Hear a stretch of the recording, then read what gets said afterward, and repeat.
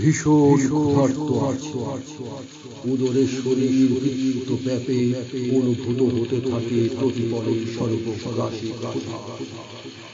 অনাবৃষ্টি যেমন পুত্রে শস্য ক্ষেত্র জেলে দেয়, প্রভূত দাহন তেমনি ক্ষুধার জ্বালা। জলে দেহ দুবেলা পেলে মোটেলে অন্য কোনো দাবি। অনেকে কিছু চেয়ে নিচ্ছে, সকলে চায় বাড়ি গাড়ি টাকা কড়ি বা খ্যাতির লোভ আছে। আমার সামান্য দাবি পুড়ে যাচ্ছে পেটের প্রান্তে। ভাত চাই, এ চাওয়া সরাসরি ঠান্ডা বা গরম, সরু বা দারুণ, মোটা লাল চালের হলে কোনো ক্ষতি নেই। মাটির শান্তি ভাত চাই, দুবেলা পেলে ছেড়ে দেব অন্য সব দাবি।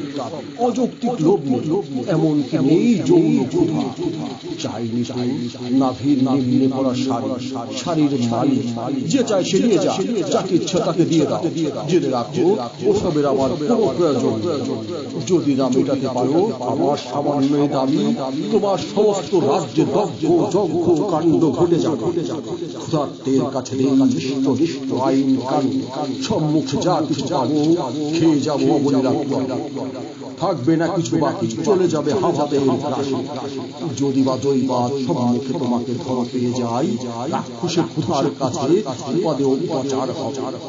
সর্বপরিবেশ গ্রাসী হলে সামান্য ভাতের ক্ষুধা ভয়াবহ পরিণতি নিয়ে আসি নিমন্ত্রণ করে। দৃশ্য থেকে দ্রষ্টব্দি ধারাবাহিকতা খেয়ে ফেলে। অবশেষে যথাক্রমে খাবো গাছ পালা, নদী নালা, গ্রামগঞ্জ, ফুটপাত, নর্দমার জলের প্রবাহ, চলাচলকারী পথচারী, নিতম্ব প্রধান নারী, উড্ডীন পতাকা সহ খাদ্য মন্ত্রী ও মন্ত্রণকারী। আমার ক্ষুধার কাছে কিছুই ফেলনা নয়। ভাত দে হারামজাদা, তা না হলে মানচিত্র খাবো।